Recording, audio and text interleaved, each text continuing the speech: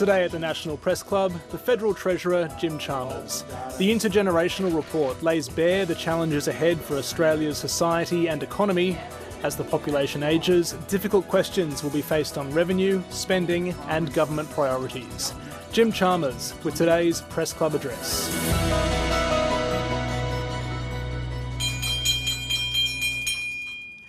Good afternoon, ladies and gentlemen, and welcome to the National Press Club and the Westpac Address, coming to you today from Ngunnawal and Ngambri country, Canberra.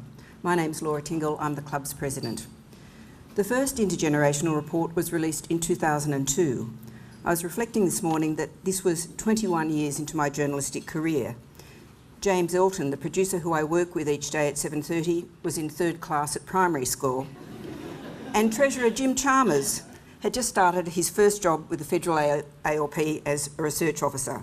So I don't know about you, but today is feeling particularly intergenerational. The Intergenerational Reports, released every 5 years, have helped frame our national discussion about where our society and our economy are headed and how governments have to respond. Quite a lot of the challenges spelled out all those years ago are ones we are still dealing with. Climate change, though, now presses in on our economy, according to the 2023 report, in very tangible and day-to-day ways. Please welcome Treasurer Jim Chalmers to address us today.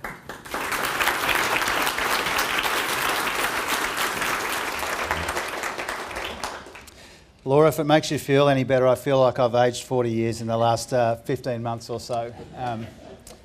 Thanks everybody for being here. Australians living longer and healthier lives in a country powered by renewables and transformed by technology, with care and compassion at its core, adding value and maximising opportunities in a world of churn and change. An Australia of generational responsibilities and endless possibilities.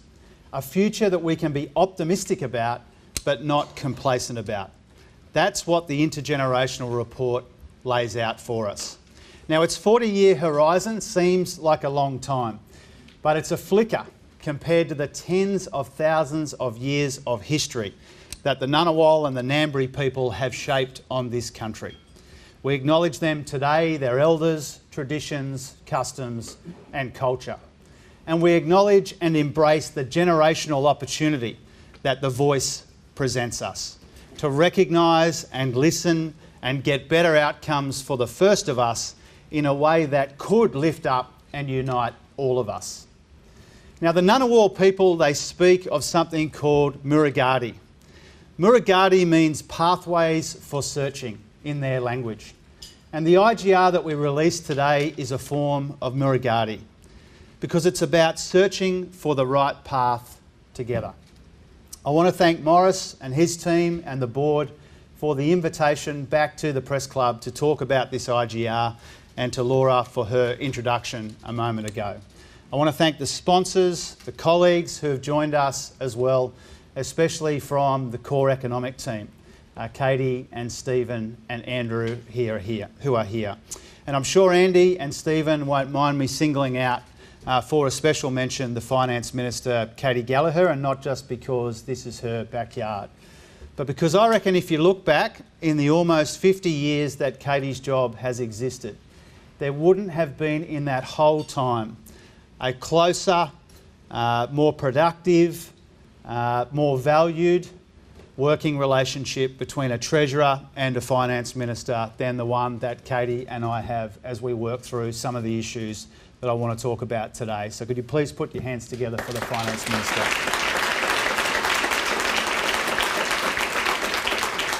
I see Alicia Payne and Dave Smith, and there may be other colleagues here as well.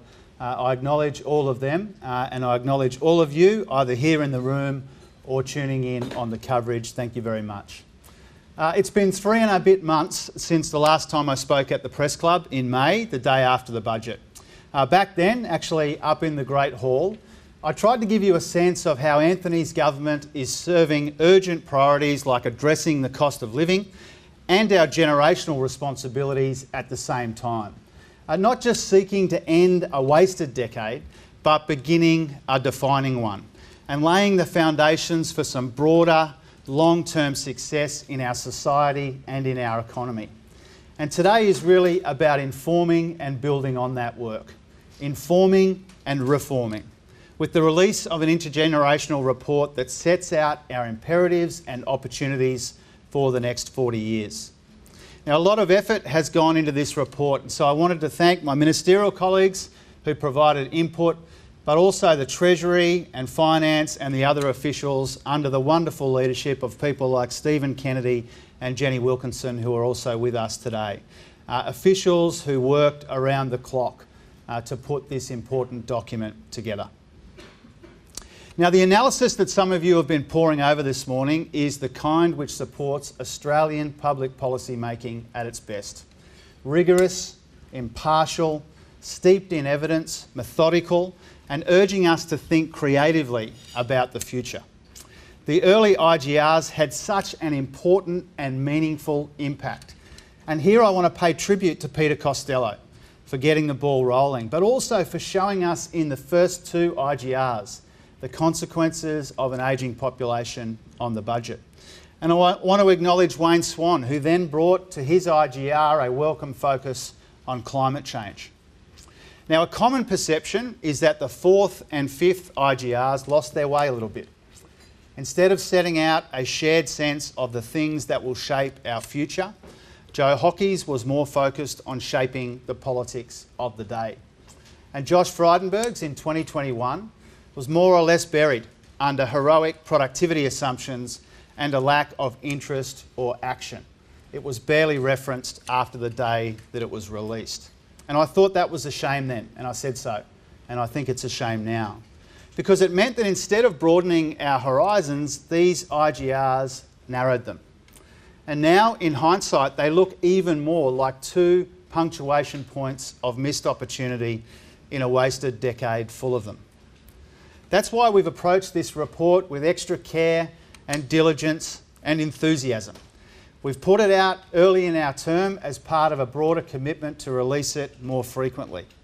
We've done our best to make it deeper, with more focus on the changes underway in our industrial base, our economy and our society, and not just our budget. And we've made it a significant part of our efforts to revitalise policy thinking and renovate our institutions and focus properly on our big national challenges and chances. Now, this IGR sets out the choices that will determine whether we succeed or fail in the years ahead. And it sends, I think, a pretty clear and compelling message. We can own the future, but only if we take the big shifts seriously. Because if the 1980s meant the end of certainty, the 2020s must mark the end of complacency. We know this IGR comes at a difficult moment for Australians right around the country. That today our immediate obligation is to do what we can to ease cost of living pressures without adding to inflation. But the critics out there who say that we need to wait before engaging with our long-term prospects just don't seem to get it. There will never be a quiet time to think about the future. There will always be competing pressures and urgent calls on our attention. And the best leaders can focus on more than one thing, more than one horizon, more than one set of opportunities. That's what good governments do, and we've shown that by progressing a voice while investing in our future, repairing the budget while rolling out billions of dollars of assistance to help with cost of living pressures, and taking the edge off power bills now while steering us towards a future of cleaner and cheaper energy. Now, the IGR that we've released today gives us a sense of the context in which that future will play out. As some in this room have already spent hours engaging with it, others are perhaps coming to it for the first time. And what you have seen, or what you will see in the pages of the report, is a country where people will live longer and healthier lives, where real incomes are 50% higher, with the economy more than double today's size. But as our population ages, this will create some challenges as well. Challenges to our budget and challenges to growth. And as we age, there will be a smaller share of working age people, putting pressure on our tax base at the same time as we face growing spending pressures from the NDIS, aged care, health, defence and debt interest costs, which could keep us in deficit and put debt back on the rise. Now, our early efforts to repair the budget mean that the outlook is better, though, when compared to 2021, putting us in a stronger position to sustain essential services. Our economy will expand substantially, as I've just outlined, but our productivity challenge, which we've reflected in the adoption of a more realistic productivity assumption, means that overall real GDP projections are down from the report released a couple of years ago. Now, that's a snapshot view of what things could look like in 40 years, but there have been enough of these reports that it's now understood that the projections made here aren't predetermined. There's a level of confidence, but not certainty, about how the coming decades play out for us. But the most important thing about this IGR isn't the overall predictions about where we might land, as informative and illustrative and interesting as they are. It's the choices that it sets out for us. Now, this matters most when it comes to handling the biggest shifts that will determine the shape of our future. And here we need to recognise the difference between managing and maximising. Managing is working through change, smoothing the sharp edges and softening the blow. Maximising is making the most of change, owning it and driving it and shaping it in the best interests of our people. And so we approach this as maximisers and not just as managers. We're managing the economy in a responsible, methodical way and making good progress, but maximising the opportunities on the horizon at the same time. Now, each of us in the Albanese Government probably recognises, describes and defines this in different ways. But for me, I think it really comes down to this. At a time of change, one thing is clear and pressing and absolutely foundational: to make Australia the biggest beneficiary of the shifts underway in our economy in ways that create more opportunities for more people in more parts of our country. That is the objective and that is the ambition, and this is how we own the future. Now, we've built this whole intergenerational report on 5 transformative forces shaping the future of our economy and our society, from hydrocarbons to renewables, from IT to AI, from a younger population to an older population, which changes our industrial base and places a bigger emphasis on the care economy, and from globalisation to fragmentation. Now, consider this for a second. 152 countries, accounting for around 93% of global GDP, are now covered by net zero commitments. Now, we've got our own ambitious set of commitments to get to net zero by 2050 and cut emissions by 43% from 2005 levels by 2030. Now, dealing with climate change is a global environmental and economic imperative, and the IGR makes clear the costs that could come with rising temperatures, the impact on specific sectors like agriculture and tourism, plus the vast scale of investment needed to respond. Some additional $225 billion to decarbonise heavy industries and transition our energy system. Now, these aren't just risks to manage or costs to bear. These are vast industrial opportunities, with more clean, cheap, renewable power creating cumulative comparative advantages in the new industries of the net zero economy, unlocking new sources of growth and leveraging our traditional strengths. Now, the shift from IT to AI presents similar opportunities as well. As general purpose technologies, the impact of artificial intelligence and robotics will stretch right across the breadth and length of our economy in powerful ways. But if we muddle through with the wrong policy frameworks and fail to make the right investments, if tech talent remains in short supply or fast internet is confined to pockets of our cities, our regions aren't connected to these opportunities and the adoption of digital is limited, then it's possible, if not probable, that the 4th industrial revolution will leave more people behind than it lifts up. But if we get it right, then tech can help us to maximise the big shifts in our economy, including the ageing of our population, as people live longer and healthier lives. Now, moving from a younger to an older population is something we've known about for some time. Again, I'll give Peter Costello some credit for this. And it's true that this will put a strain on our budget. In fact, around 40% of the projected increase in spending that's outlined in the IGR is due to us all getting older. But this will come with a chance to transform our industries in the right way, the fourth big transformation in front of us. The composition of our industrial base will be changed by energy, by technology and by demography. Demand for critical minerals will explode, the opportunity of the century to mine, refine and manufacture them. But it's also increasingly about the care and support economy as well. Over coming decades, this sector is projected to almost double as a share of our GDP, which would require its workforce to more or less double as well. Now, we could only see this as a potential drag on productivity. We could do that, an expense to manage. But the better way is to focus on what we can do to make sure that the investments that we are going to make in our workforce and in the whole infrastructure of care delivers quality outcomes and quality careers, and in the words of my friend Everald Compton, turn grey into gold. Now, all of these transitions are unfolding before us in a world of geopolitical risk and fragmentation and strategic competition. All over the world, the way that countries think about their economic and trading relationships has shifted.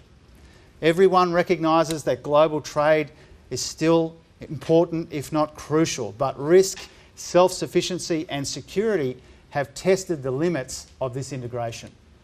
Now again, all of this could be seen as a threat to an open trading nation like Australia. But again, I think we've got a big chance here to sustain our advocacy for the benefits of free and fair trade while working with our partners to de-risk supply chains and finding those areas of alignment between our strategic and economic and national interests. Across the board, these 5 big shifts in our economy and society compel us to make the most of the energy transformation, foster a digital revolution that works for us, not against us, provide quality care for an ageing population, prepare our people for work in new and broadening industries, and locate and leverage our economic interests in an uncertain world. By meeting these responsibilities to future generations and to each other, we can turn compounding pressure into compounding opportunities to create an economy which is underpinned by stronger, more secure, more inclusive and more sustainable growth. Now that's why we're taking methodical, principled, considered and coordinated action, meeting our responsibilities by creating a more dynamic, productive economy that spreads opportunity to more people in more places, and elevating above the day-to-day cut and thrust of politics to make sure that we're focused on achieving long-term success. Those 3 principles I just mentioned underpin our reform blueprint for Australia, a plan for a future where Australians are beneficiaries and not victims of the big trends and transitions in front of us. We see them all as essential and mutually reinforcing, recognising that a more productive economy in the 2020s and the 2030s won't come about with the exact same approach from the 1980s.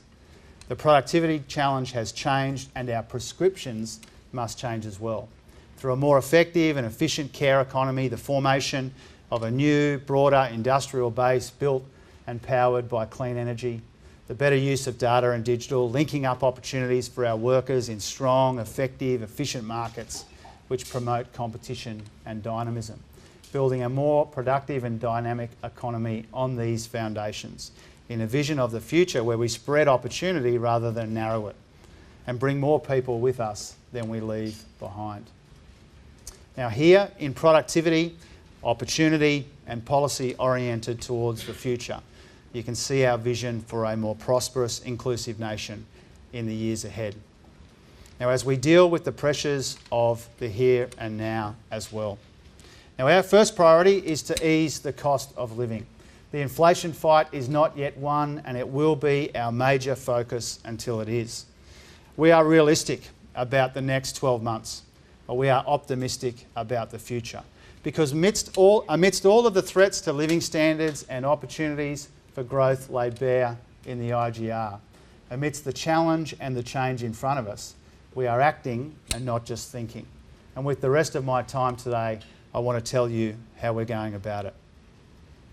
We're getting the budget in much better nick by exercising spending restraint, by returning the majority of tax revenue upgrades to the bottom line, by making modest but meaningful changes to our tax system, and by finding tens of billions of dollars in savings and reprioritisations.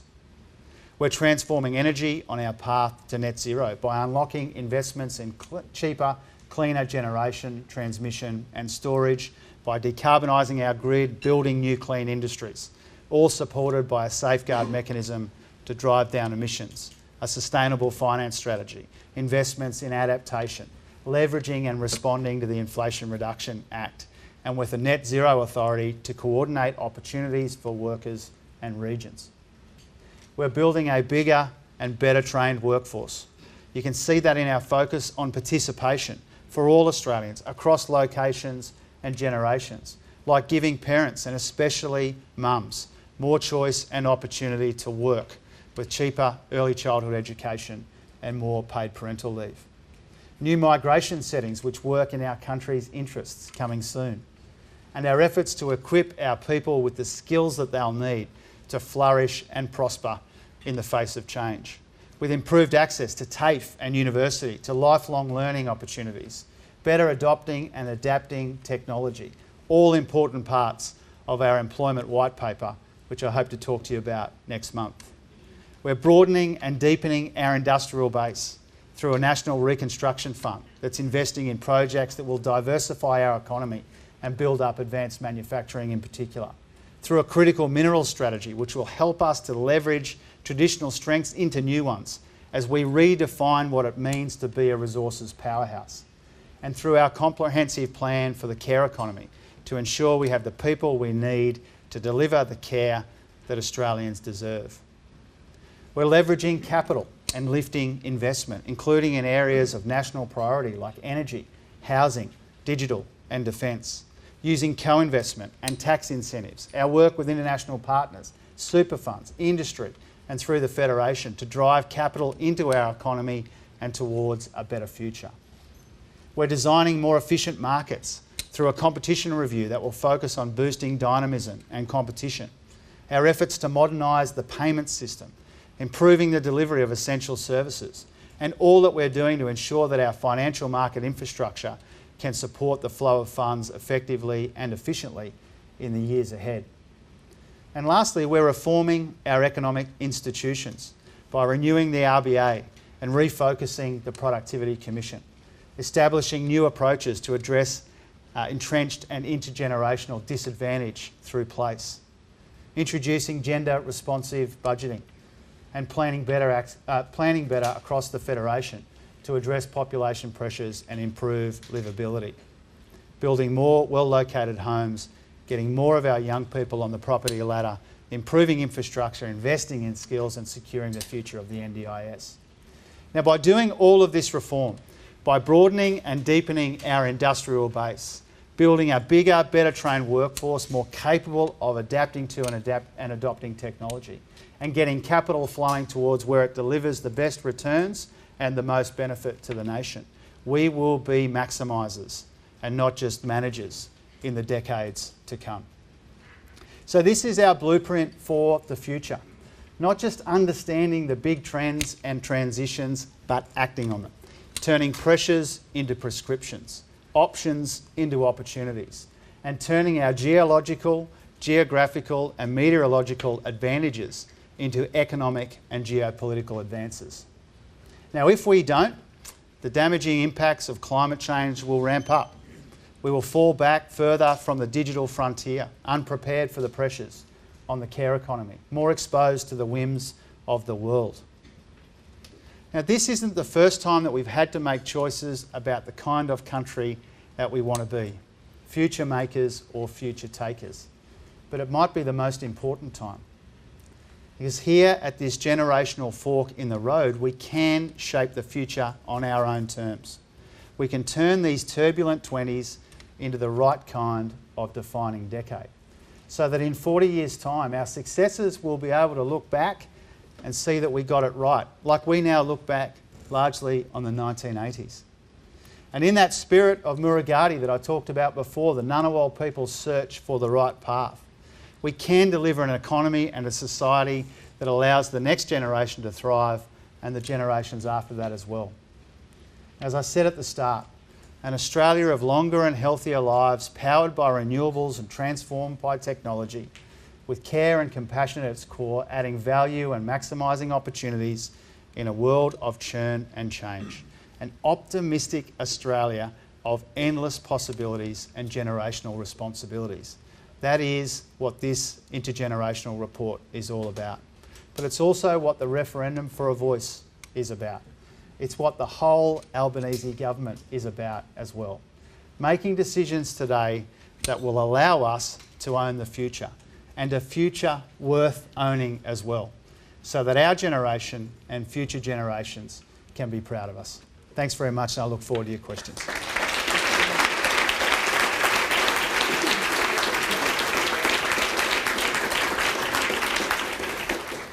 Well, thanks very much, Treasurer. You've talked about how the productivity agenda has changed as a result of changes in the economy.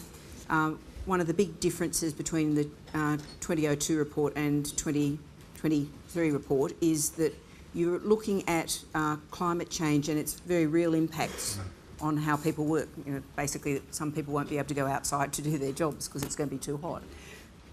In the same way, I know you've ruled out in the last few days radical tax reform. We always keep going back to the same debate about GST, but I was wondering if you could just fill out for us a little bit the issues about how the change in our revenue base and our resources economy will affect the tax base and what that suggests for the tax debate in the future. Yep, thanks, Laura. A couple of things about that. I mean, first of all, I'm pleased that people have noticed that we've taken a much broader approach to the intergenerational report than the early IGRs. That's deliberate. We want to think about the pressures which are impacting our budget as well as the pressures that are impacting our economy and our society, and climate change is among the most obvious of those, and so we have tried to lean into that a bit more in this report. And what that leads us to is a much broader appreciation that whether it's the productivity challenge or other challenges in our economy, it has been, I think our approach to productivity in this country has been unnecessarily narrowed, and it has become almost exclusively a conversation about industrial relations and sometimes tax. And obviously industrial relations policy, tax policy, very important levers that governments have to pull, but so is energy policy, so is policy about human capital. And I believe that the productivity challenge has changed sufficiently that our approach to productivity needs to change with it. And a lot of people are making the same points that they've been making for 30 or 40 years. And I would rather look forward. And I think if we look forward, we will see, and ideally at some point we will agree, that the best chance we give ourselves to turn around this problematic productivity sluggishness that we've seen in our economy for some time is to invest in our people and their industries and the energy transformation and technology. And I think that's where the gains will be made. You talked about the impact on the budget of the way the economy is changing. The composition of our tax base is changing. And the best examples in the intergenerational report is obviously we will collect less fuel excise as more people take up electric vehicles. I hope at some future point a Treasurer can stand here and say that we're no longer collecting any tax on smokes. There's a whole bunch of ways that the changes in our society and our economy are evolving over time, and the IGR spends a bit of time thinking about it. Phil Curry. Thanks, Laura. Thanks, Treasurer. You just alluded to it then. In your speech, you sort of alluded to the decisions made by government 40 years ago, Hawke-Keating, which carried us successfully over the past 40 years, and you said you're going to need that sort of application to get through the next 40. What Hawke and Keating did required an element of political bravery. Can I just pick you up on one element of political bravery? As you just mentioned, electric cars. So that's going to wipe out fuel excise. That was worth $14 billion net to the budget last year, 13.7. Ever since Ken Henry did his tax review, there's been, calls that we've got to replace that with a road user charge. Turnbull had a look at it and then chickened out when the Nationals arced up. And now the states are starting to make noise about going alone on it. Is it something that your government is even considering, or are you worried about it being seen as a tax on motorists and you're prepared to cop a hole in the budget and find the money elsewhere? Thanks, Phil. I mean, first of all, our tax reform priorities have been in the areas that you're familiar with to this point: multinationals, PRRT, high balance superannuation, changes on cigarettes, compliance, those sorts of issues. That's our focus, and some of that is still unlegislated, and so a lot of our tax reform energy will be expended in the coming months making sure that we can get that through the Senate. But I think in the next few years, an increasing focus, certainly of our government and most likely governments that follow us, will be this public policy challenge, this revenue challenge, this challenge to the revenue base. And you're right that there's a big part of this is states related. There's a court case underway right now which goes to the core of this. It is part of the discussions that I have with my state and territory colleagues. And in the coming years, people will come at this challenge.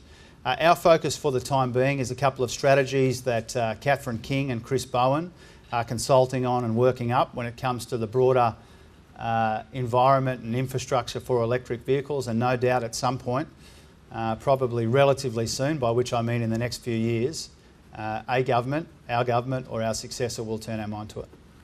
Mark Riley. Mark Riley, the Seven Network Treasurer. I wanted to ask you about the outlook for super over the IGR's 40 years. I think at present, 1 in every $5 of super isn't being spent, it's being sent on in bequests, and that over 40 years that becomes 1 in $3. You're talking about tens of billions of dollars that Australians are essentially shortchanging themselves. So I guess it seems that retirees could be leading better, more comfortable lives and chosen not to. What's your message to Australians in retirement with their super? I think the next frontier for us, working closely with Stephen Jones and with other colleagues, is to put as much attention into the retirement phase of superannuation as we've been putting into the accumulation phase. I do think that there is a big problem, a big challenge for us to address, and that is an absence of literacy and options when it comes to retirement products in the drawdown phase, in the retirement phase. And that's because, as you rightly point out, people are more frugal than they need to be, they're more conservative than they probably want to be, because there is what the experts call this longevity risk in the superannuation system. And so Stephen and I really, before long, ideally before the end of the year, we will try and shape some policy development around retirement income products. More broadly, I mean, one of the really stunning, I think, conclusions of this report is the intergenerational genius of superannuation. You know, most countries have got some version of an ageing population, but not many have got the spending on pensions as a proportion of the economy going down, and that's because of superannuation. And so the story that this tells about superannuation is a very positive one. Super is one of the big national advantages that we have, but it's not perfect. We need to keep working to try and perfect it, and one of the things that we will turn our mind to now, Stephen and I and the team, will be in that retirement phase. Michelle Grattan. Michelle Grattan from The Conversation. Treasurer, I think you'd agree that very often it's easier to start walking down the reform path than to actually land the reforms. So I wonder if you could sketch out for us what you see as the 3 or 4 main hurdles, main sources of headwinds against the changes you want to make.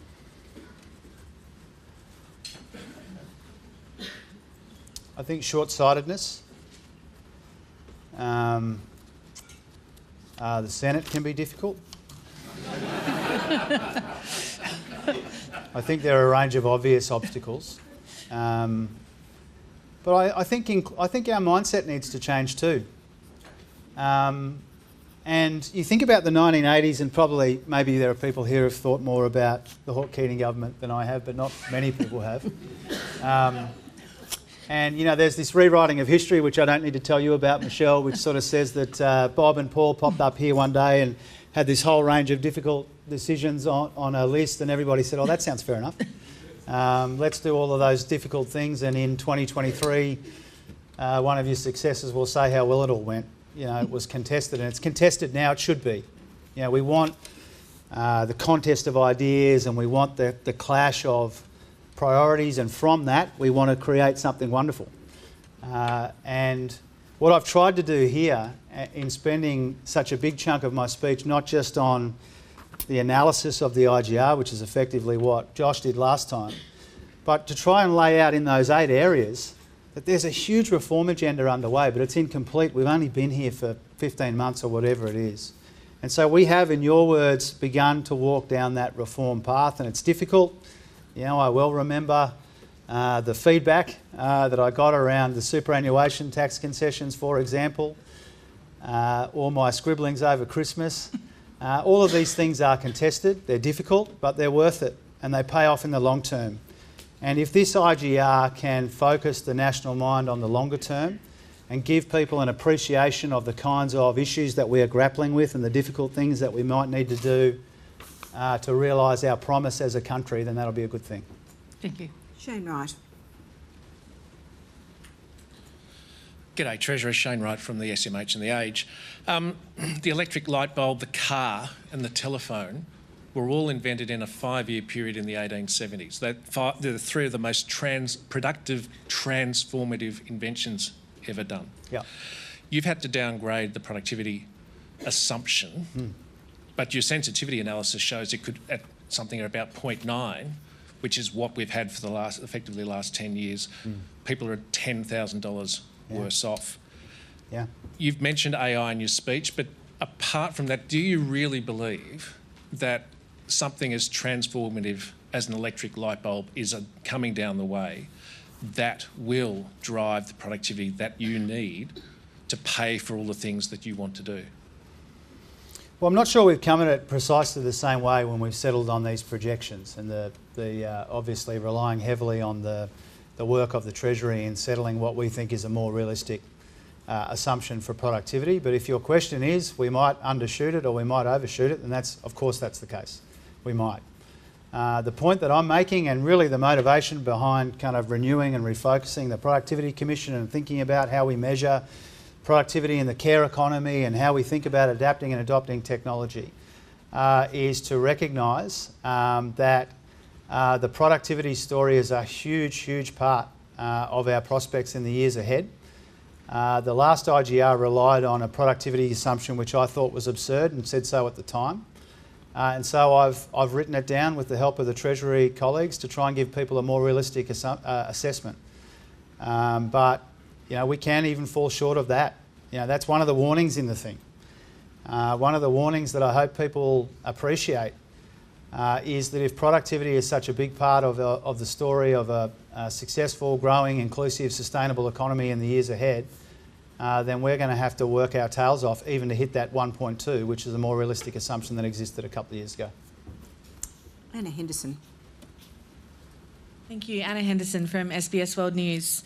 You spoke about the voice in your address, Treasurer, and a Resolve poll this month found 91% of respondents nominated cost of living as their top priority. Indigenous policy was down at the other end of 18 topics. So how much do you believe that cost of living pressures will impact on the success of the Yes campaign in the years after this vote is held? I think it remains to be seen. I think this welcome opportunity for a voice to Parliament, constitutional recognition, I think it's got, even though we have been thinking about it and talking about it for some time, there will be a lot of water under the bridge between now and referendum day, and it remains to be seen what kind of factors play out over the course of that. We've been really upfront. Anthony has, I have, Katie, the whole team. I mean, our highest priority by far is helping people through a difficult period right now. You know, the cost of living pressures, rolling out these billions of dollars in assistance, that is our number one priority.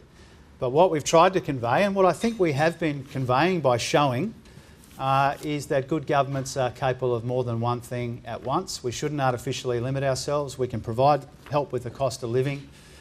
We can invest in the future of our economy at the same time as we do what I think is satisfy a generational opportunity and grab this generational opportunity to do the right thing. David Spears. Thanks, Laura. David Spears from the ABC. You mentioned earlier, Treasurer, that the composition of the tax base is changing, is evolving. One of the big shifts that the report shows is that we're going to be relying more and more on income tax in the tax base, so more and more on working age Australians to support an older population. I want to ask you if you think that's fair, appropriate, or do we need to address taxing assets more in the future? Well, I mean, again, a bit like the answer to the question before, I think maybe Phil's question. You know, we've made our tax reform priorities clear, and that journey's not finished yet. We've got to legislate some important changes to our tax system, and that will help get the budget in better nick. One of the reasons why we are all focused on the way that the revenue base is presented in the IGR is because, consistent with, or broadly consistent with, the practice of other IGRs, we've had to make an assumption about the level of tax in the economy over a really long period. And so we've kept it constant at that 24.4 at the end of the 10-year period. And what that means is if you assume that that's going to be the amount of tax in the economy, and you assume rightly that fuel excise is going to fall off and tobacco excise is going to fall off, and then some of these numbers make up the difference. But that's not it's not a policy outcome. You know, it's not saying that we think in 40 years' time we'd rather the personal income tax component of the tax take to be this percentage. It's just one of those calculations that we're shining a light on. Obviously, next year there are legislated tax cuts. Obviously, between next year and 2063, governments, I think, of both political persuasions will take decisions to return some or all of the bracket creep that we see in the economy, and so that number will change over time. Olivia Casely. Olivia Casely from Sky News, thank you for your speech. The Intergenerational Report lays bare some pretty major challenges over the next 4 decades, and you've spoken today about making decisions that allow us to own the future. Do you think it's a mistake to not spend some of the political capital that Labor has now by getting started on major economic reform? Do you feel that you're just tinkering around the edges when it comes to sort of changes such as the PRRT, and are you prepared to take a bolder reform agenda to the next election? We have a big, broad, ambitious reform agenda, particularly when it comes to the economy. And if you put on a list the big reforms I mentioned in my speech and stack that up against the first 15 months of any other government since Federation, that would look like a hefty list of economic reform. The energy transformation, the way we're changing the way capital flows in our economy, the way we're thinking about markets and reforming those, it really is. And I really, you know, one of the things I really want to convey to you and leave with you is that our reform agenda in the economy is substantial, and it's particularly geared to those 5 big trends and transitions that we've built this whole IGR on. And there will always be an appetite, I think particularly in the press gallery in Canberra, for things to happen faster and for there to be more action and more activity. But I think if anyone who looks at the list of things that we're contemplating 15 months into the life of a new government, it's a big, broad, ambitious list of economic reform, and it will pay off into the future. Patrick Commons. Thanks very much, Treasurer. My question follows a bit from Liv's. The scale of the challenge, and in particular around the budget, around the spending and tax pressures that we're going to be under as a nation, I think it demands some, or suggests that we really need to take some hard choices as a country in the future. So what are the hard choices that we as a country are going to have to make either in the coming years or decades to get what the IGR says is going to be a rolling 40 years of deficits essentially under control? Yeah. Well, I think in an ongoing way, our government and future governments will try and find the best combination of spending restraint, savings and meaningful tax reform. That's what Katie and I have been doing with the help of the ERC colleagues and the officials in the room. We've been trying to find that best balance, and we've made a hell of a lot of progress in 15 months. You know, the deficit for last year was projected to be $78 billion. It became a surplus north of $20 billion. We've found $40 billion of savings compared to $0 in savings in the last coalition budget. You know, we are working progressively, methodically in an iterative way to get the budget in much better nick to face the uncertainty of the future and to fund the services that Australians need and deserve, particularly as we get older. So we've made a heap of progress. And there's a number which isn't in the IGR, which is Treasury analysis, which shows that because of the approach that we've taken to those first two budgets, our interest costs alone are projected to be cumulatively 25% lower than they would have otherwise been over the next 40 years. And that's avoiding something like $440 billion in debt interest costs in today's dollars. So almost $500 billion in debt interest costs avoided, which instead of using to pay interest on the debt that's been accumulated with not enough to show for it, we can make all kinds of other decisions, including better ways to fund aged care or the NDIS or our hospitals and Medicare or our national security. And so I use that as an example of saying, you know, the work that we have been able to do, the progress that we've been able to make to really transform in the near term at least, and we've got more work to do on the medium term, that's paying dividends already. And that's the sort of approach that you should expect to see from us, not just in the first couple of budgets, but really any of the budgets that we have the opportunity to hand down. Ben Westcott. Ben Westcott from Bloomberg. Thank you very much for your speech, Treasurer. In the IGR, it says that over the past 40 years, home ownership for people aged 25 to 34 has fallen by about 18%. Yeah. And it highlights in the IGR that that's going to be a major problem for the age pension and for superannuation as young people, well, not young people, but future old people who are then renting, who are still renting and still drawing down their superannuation to pay for rent and really high mortgages they've still got. So by the time that all the millennials at the back table are at retirement age, don't you think we need some more significant housing policy to raise home ownership and ensure that the superannuation system and the age pension system are viable in 40 years' time? Well, we've got more policy and more investment in this housing challenge in the time that we've been in office, really since at any time since Tanya Plibersek was the Minister during the GFC. And that will pay dividends. But one of the reasons, again, why we make these numbers so public in such a frank and upfront way is because we want people to understand that there is pressures on housing, and that's what motivates and inspires our housing policy. There's about half a dozen really important areas where we're acting on housing. One of those is held up in the Senate, and we wish that were different, but there are other areas as well. Billions of dollars in our two budgets investing in housing, and that's because we recognise the challenge that you've rightly identified and located in the IGR. Thanks. Andrew Brown. I thought you said Andrew Barr then, and I thought that's cheeky. Not quite. The report mentioned how regional areas will be affected more in 40 years' time due to things like climate change. They'll be missing out on many areas of the technical revolution, and that many industries that support regional areas would be phased out or scaled down due to going on to a net zero economy. Yeah. So what would you and the government look to do to bring regions on board to make sure that they're not left behind in 40 years' time and they're not put out by all these changes that we may not even see coming yet? Yeah, wonderful question. Let me answer it in two parts. The first is the specific and then in the broad.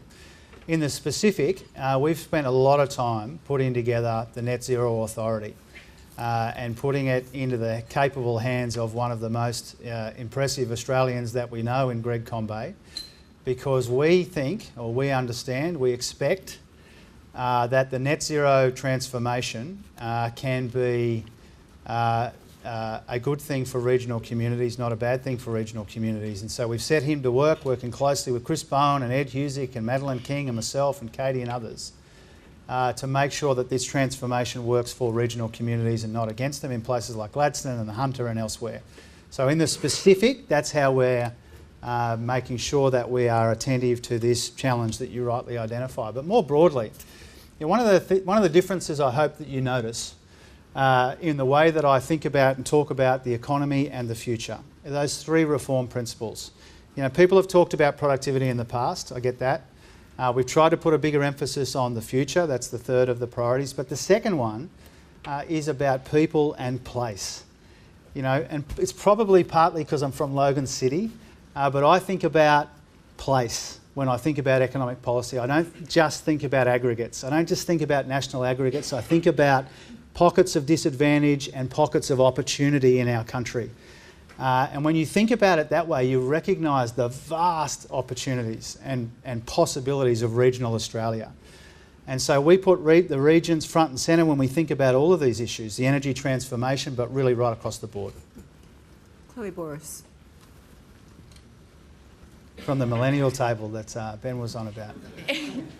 Yeah, it's Chloe Boris from Network 10, and as a millennial / future old person, I'd like to follow on from Ben's question, because obviously we've spoken so much, it's going to be an ageing population, the participation rate's going to be down, we're not going to have as much in the income tax pool. So do you think the future old people, like myself, I'll be in my 70s, do you think there is going to be more pressure? Will older people be encouraged to work until later in life? Will there be a change to the pension age? We're not contemplating a change to the pension age, but we are looking for ways to give older workers more options and more choices. And coming out of the Jobs and Skills Summit, we made a change in that area, and we're monitoring that and evaluating that right now. A key focus of the employment white paper will be about older workers and how we can give them more choices and more chances if they want to work, rather than necessarily compelling them to work more. People make different decisions, and maybe people in blue-collar industries have got different abilities in their 70s than people in white-collar industries, and all of those sorts of considerations. And so it is a major focus of ours to try and work out, in a world where there will be a smaller and smaller proportionately pool of workers, how do we encourage people to work more if they want to? And you'll see more of that in the white paper. Paul Karp. Paul Karp from The Guardian, thanks for your speech. I also want to ask about participation. It's down from 66.6% to 63.8%, mostly driven by a decrease in men's participation. Now, some elements of your participation agenda, like childcare and parental leave, are very well known, but does this projection indicate that after the employment white paper, a lot more is going to need to be done to improve employment services and training? So particularly, blue-collar blokes who don't work in the care economy and who face the biggest disruption because of new technologies are not redundant at 50, never to work again. Yeah, the way that we're approaching this employment white paper is in 5 parts. How do we think about full employment as our economy changes? How do we make work secure and well paid? How do we make our economy more productive? How do we fill these skills shortages as our workforce needs evolve over time? And then lastly, what are the barriers to people participating more? And there are a lot of barriers, you've mentioned some of them, but also geographical barriers where there are areas of entrenched intergenerational disadvantage. So those are the 5 kind of broad areas of focus, and the examples that you mentioned I think are good ones.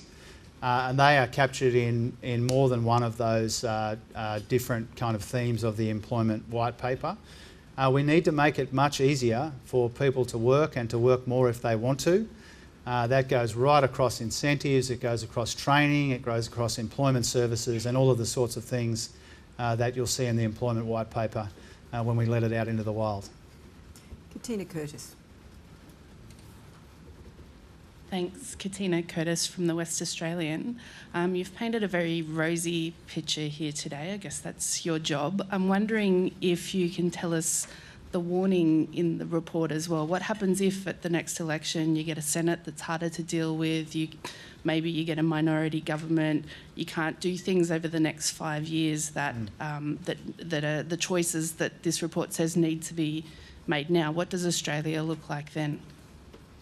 Well, I think what I tried to do, Katina, at the end of the speech is to give a brief description of what happens if we fall short here. Climate could ravage our economy. We might not build the workforce that we need. We might miss this kind of new productivity frontier. We might not make the most of our advantages. We might leave ourselves more vulnerable to a world that is getting riskier. Those are the costs and consequences if we don't take these challenges seriously. And you mentioned some of the political obstacles, and they are ever present. And the political situation evolves and changes, and there are cycles to it. And sometimes you've got a lot of capital to spend, and sometimes you don't have as much capital to spend. All of that is part and parcel, really, of the ups and downs of political life and trying to make the country better. And so we play the cards that we're dealt in the political system, and we do what we can to change the country for the better. And when one avenue is shut off, we try another one. Ellen Ransley. Treasurer Ellen Ransley from News Corp Australia, thank you for your speech. So not only will the population be ageing, but the report sets out that population growth will stagnate.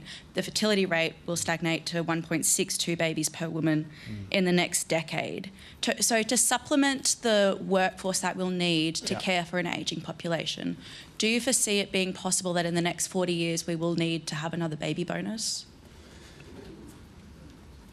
I think that the baby bonus served a purpose then in the early 2000s, but the opportunities and the policy levers are different now. And we've found a better way, I believe, to service the same objective, which is by extending paid parental leave, making early childhood education cheaper so that parents, particularly mums, can work more and earn more if they want to. And that really goes at the same sort of challenge that Peter Costello was describing, probably from this lectern 20 years ago. And when he sat down and saw the challenges posed by an ageing population, he considered the baby bonus to be the best response to that. When Katie and I and the Cabinet sit down and look at these similar set of challenges, we think PPL and early childhood education you get more value for money. And also, in both of those cases, it serves a need for participation in our workforce at the same time as it ticks a whole bunch of other boxes, cost of living and the like. Adrian Rawlins. Adrian and I already had a chat on the walk on the way down here, so he's having a second bite here. Good afternoon, Adrian Rollins from the Canberra Times. I want to take you back to yesterday when you announced with Andrew Lee the competition review.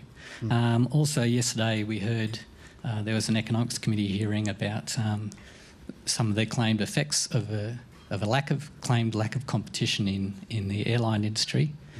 We've also seen large profit results announced by various large organisations like the supermarkets and banks. And I wanted to get an idea about what the government thinks needs to be done about the sort of claims of extraordinary profits that are being made by large corporations, and thinking about this in terms of the productivity agenda. Well, when corporate Australia's costs moderate, we want to see their prices moderate too. And that's our belief across the economy. When it comes to particular sectors, one of the reasons why Andrew and I have assembled this crack team, including internal and external experts on competition policy, and why we've unleashed the expertise and enthusiasm of Andrew on this task in particular, is because we are worried that our economy is not competitive enough and therefore not dynamic enough and therefore not productive enough. And that's really the motivation behind the competition review. Individual companies will make their own explanations about profit reports and the like. They'll get an opportunity at parliamentary committees and in front of all of you.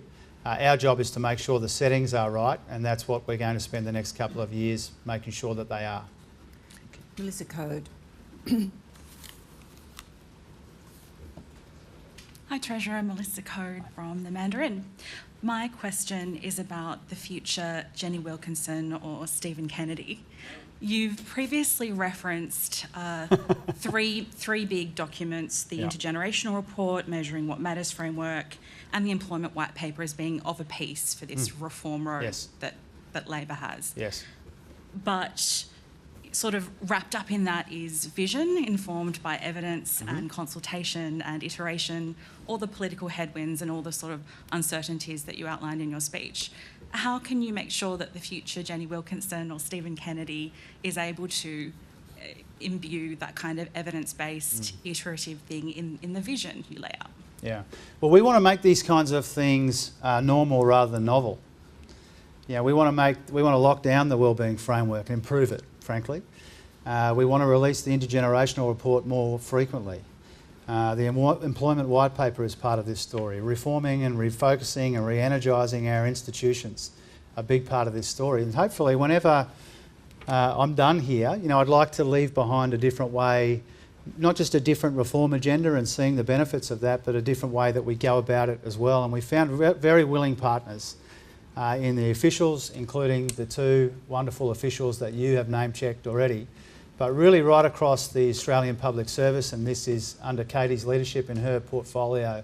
I think there's an appetite to do things differently, to have more of an information base, more of an empirical way of going about some of these big challenges. And they find in this Treasurer and this Finance Minister and these colleagues very enthusiastic partners in that endeavour. Tim Shaw. Thanks, Laura. Treasurer Tim Shaw, Director of the National Press Club. I just want to go back to people and place. You partially said that in your answer to Andrew. How can you in government, and particularly Treasury and for future IGR planning, how do you better communicate with the Australian people? Is it at census time when you say, look, you're living here and you've got the 3 kids and the utes but where do you want to be in 5 years? Are these the kind of questions that would assist governments of the future by actually saying, tell us where you are today, but tell us more frequently where you'd like to be tomorrow? Yeah. I think families and Australians more broadly already have these conversations around the kitchen tables of this country. Yeah, and I think what we are doing here is of a piece, really, with how people think about the intergenerational challenges in their own lives. And you think people make difficult decisions in the near term to set their kids up for the future all of the time, and that's in some ways what we're kind of contemplating here. So I don't think people need in their own lives encouragement to think this way, but I think the political system needs encouragement to think this way. I'm conscious that we're getting towards ringing the bell again in a moment. And so, what this really goes to is the country's willingness to think about its own future, right? And I see, our political opponents like Angus Taylor saying, well, we shouldn't be thinking about the future because people are under cost of living pressure. Well, Angus might not be able to think about 2 things at once, but I think the country can, right? And their government can. And that's what we're trying to demonstrate. And so I think we've got to reject a kind of a narrow-minded, kind of intellectually limited, deliberately short-sighted kind of opposition that says that a country like ours isn't capable of this, of thinking about the long term at the same time as we deal with the near term. And if you want to kind of, I believe not caring about the future should be disqualifying in my line of work. That's my view. I think if you do not care about the next 40 years, then you've got no business being here in the political system. I really believe that. That's not just an Angus thing, more broadly. And if you want to personalise it a little bit, when you spend as much time as we all do, away from kids and families, dragging our asses around airports at 4:30 in the morning, getting the first flight, and cursing the alarm when it goes off at 3:45 or whatever it is. The thing that justifies it in our minds is the idea that being away from your kids, at least you're trying to create something that you can give to them and be proud of. And I think that's how people think about it in their own lives, and that's how I think about the country. If we spend our time and all of the sacrifices that you all make trying to build something that at least we can be proud to give to them, then that will make it worth it. And another way of thinking about that is if you don't have that, if you don't have that sense of the future, kind of that flame kind of flickering in you, if you don't have that pilot light of purpose in you, then you've got no business being here in our line of work. I really believe that. And if you don't have that pilot light of purpose, that little pilot light of purpose flickering in you, then you should get out of the way and leave it to people like the rest of us who do. Thank you, Treasurer. Treasurer, we've got a bit more broadcast time if you're happy to take a few more questions. Of course, given the exception. I always find it hard to say no at this point. I don't know. I don't know if anyone has ever said, "Well, actually, I'm." Yeah, I've got a train to catch there, Yeah. but my colleagues have been very disciplined, so they should be rewarded. Yeah. Peter Martin's got a question. We don't want to do Peter out of a the question. conversation. So congratulations on the report. Firstly, like Laura, I remember the first one, and this is the most comprehensive of them. But I've also looked back to the first one. So this one says, look, real incomes are going to be more than 50% bigger. GDP per person, 57% bigger, which sounds pretty good. It sounds like, as I've been saying, every IGR, look, we can cope with a few more percentage points in tax. Look how much richer our children or their children are going to be in 40 years' time. But the first IGR had us being not 50 to 60% richer, but 90% richer. That was only 20 years ago. Yeah. Now, what I want to ask, though, is to what extent has climate change factored into that? This report hasn't made explicit the chunk of, I suppose, that downgrade, if you like, huge downgrade due to that. You've set up a unit in the Treasury to forecast the economic impacts of climate change. Yeah. When, I suppose this is my second question, second part, when are we going to see the results of that work? Yeah. A couple of things about that. I mean, the comparisons that you make between IGRs is a reminder that none of this is preordained. You know, there's always an element of uncertainty. There will always be things like global financial crises and pandemics which will knock a country off course and make us think about the starting point differently and therefore the end destination differently as well. So none of it is preordained. We accept that.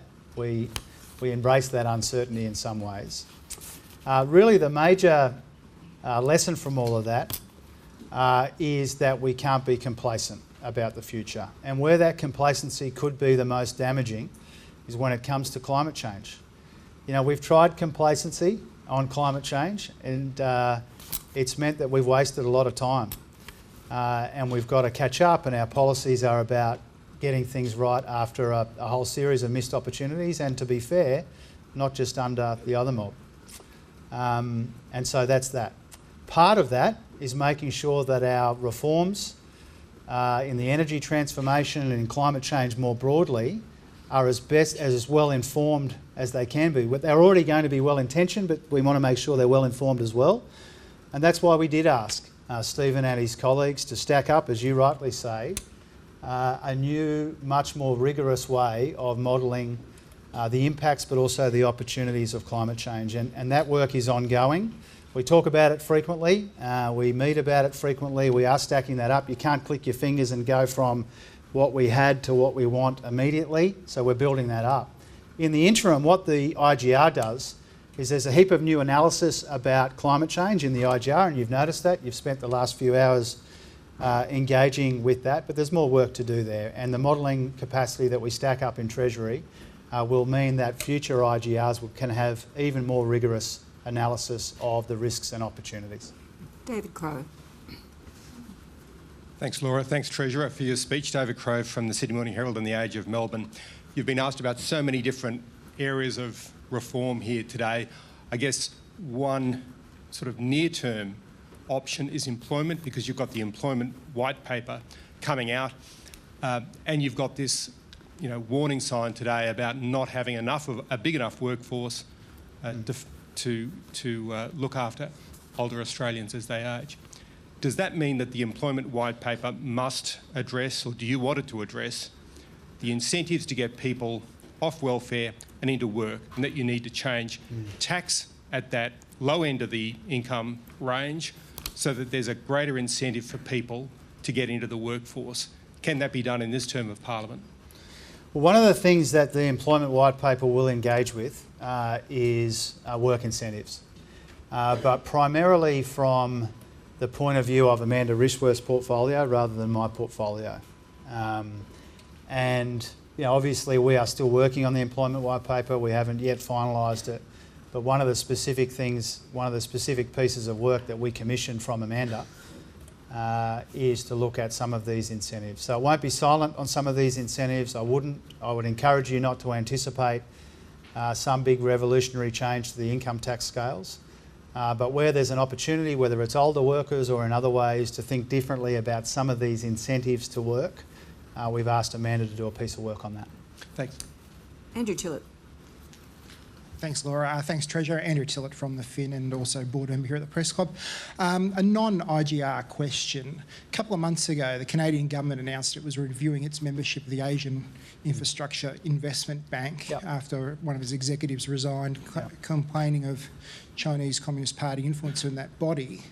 I understand we've been maybe engaging with the Canadian government about it. We're also a member of the bank. Can you give us any sense of what that sort of engagement is? And is it in Australia's interest to still stay a member of the AIIB?